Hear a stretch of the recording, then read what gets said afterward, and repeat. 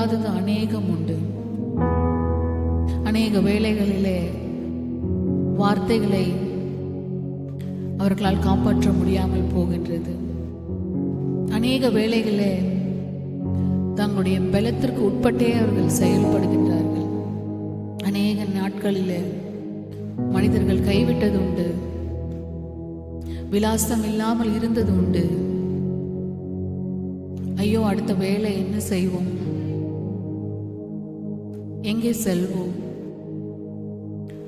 யார் நம்மோடு இருப்பார், யார் எனக்கு தைரியம். ஆனாலும் நீ சிந்தின ரத்தம், அதை நாங்கள் நினைத்து பார்க்கும் பொழுது அது எங்களுக்கு எவ்வளவு போதுமானதா இருக்கின்றது. ரட்சிப்பின் நிச்சயத்தை எங்களுக்கு தந்திருக்கின்றீரே, உமக்கு நன்றி. உம்முடைய இரத்தத்தினாலே நாங்கள் அனுதினமும் கழுவப்பட்டு ரட்சிப்பின் அனுபவத்தை நாங்கள் பெற்றுக்கொள்கின்றோமே அப்பா, உமக்கு நன்றி. உம்முடைய இரத்தத்திலே எங்களுக்கு விடுதலை உண்டு, உம்முடைய இரத்தத்திலே எங்களுக்கு பாதுகாப்பு உண்டு, உம்முடைய இரத்தத்திலே எங்களுக்கு சகல விதமான ஆசீர்வாதங்களும் உண்டு அப்பா. இதை உணர்ந்தவர்களால் மட்டுமே கர்த்தாவே, இதை உணர்ந்தவர்களால் மட்டுமே உம்மை துதித்து பாட முடியும். மனிதன் கேட்கலாம், நீ எதுக்கு பாடுறீங்க, எதுக்கு துதிக்கிறீங்க, அப்படி என்ன நீங்க பெற்றுக்கொண்டீங்க? ஒவ்வொரு தனிப்பட்ட மனிதனுடைய வாழ்வில் உம்முடைய பிரசன்னத்தை உணர்ந்தவர்களும் உம்முடைய இரத்தத்தினால் கழுவப்பட்டு ஆவின் வரங்களை பெற்றவர்களால் மாத்திரமே கர்த்தாவே அவர்கள் ருசித்த இந்த இயேசு கிறிஸ்துவின் அன்பை வெளிக்காட்ட முடியும். இரத்தமே சிந்தப்பட்ட இரத்தமே, விலையேற பெற்ற வல்ல இரத்தமே, இரத்தமே சிந்தப்பட்ட இரத்தமே,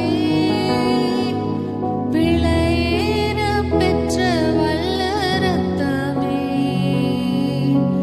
இயேசு கிறிஸ்துவின் இரத்தமே எனக்கு